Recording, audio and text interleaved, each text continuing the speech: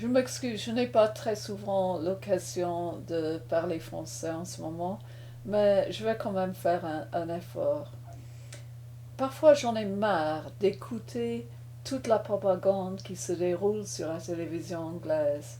Et à ce moment-là, je me décide de regarder la propagande à la télévision française pour changer l'ambiance un peu.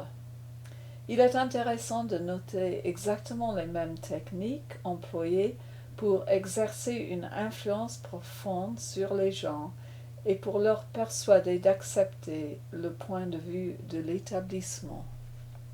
Une première en 20 ans, le rétablissement de la frontière entre la France et l'Espagne. L'accord de libre circulation vient d'être suspendu jusqu'au 4 mai, et ce en raison de la tenue à Barcelone d'une réunion de la Banque centrale européenne. L'Espagne craint des manifestations violentes d'activistes. D'ailleurs, vous allez le voir, ce sont surtout des jeunes qui sont contrôlés. Anne Domy et Laura Lorgali.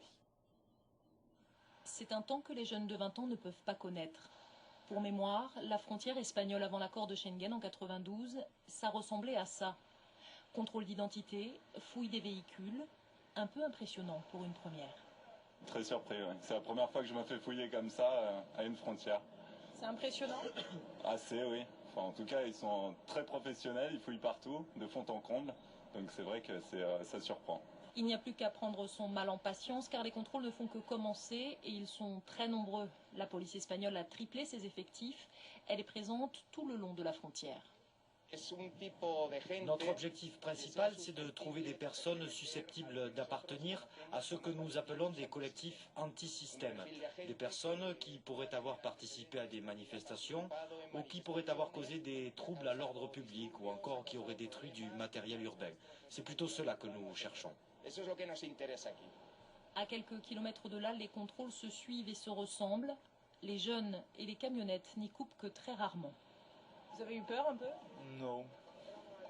Non, toujours un peu tendu quand on voit les policiers, mais après un peu tendu parce qu'à la police toujours, mais bon, c'est normal quoi. Il faut qu'on fasse attention, pour ramener trop d'alcool et de tabac. A priori, c'est pas ce qu'ils cherchent. Ce serait plutôt des jeunes, plutôt des émeutiers. Ah oui. Oh bah non, on est calme nous.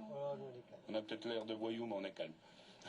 Je pense qu'il vaut la peine d'examiner ce que le jeune policier espagnol a dit.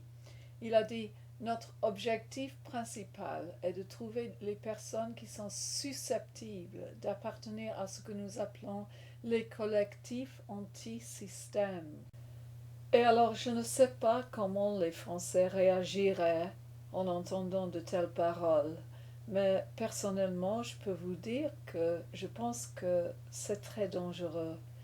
Et je pense qu'il s'agit d'une attaque importante contre la liberté.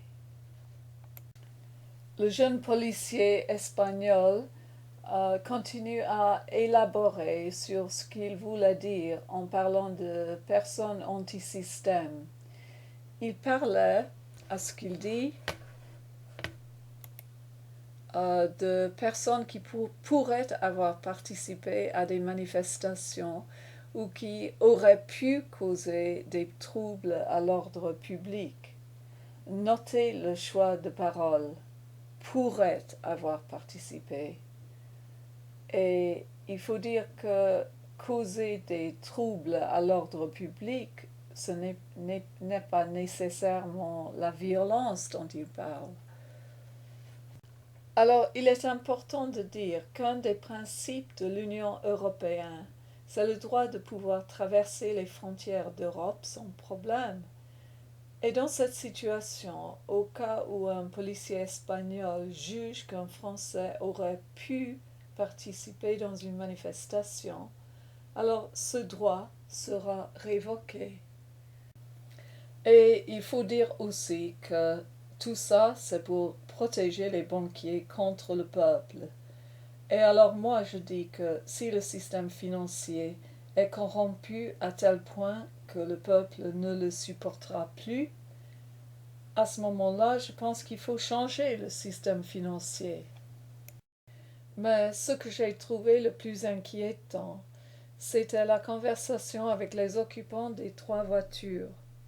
Ces occupants avaient l'air complètement contents de la situation. Alors je sais qu'en Angleterre, les informations, c'est principalement de la propagande.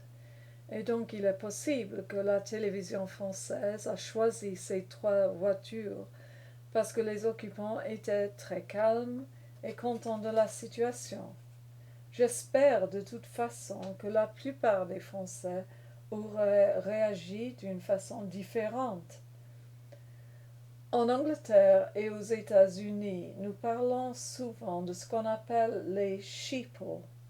C'est une plaisanterie sur les gens, c'est-à-dire people en anglais, qui se comportent comme des moutons, sheep en anglais.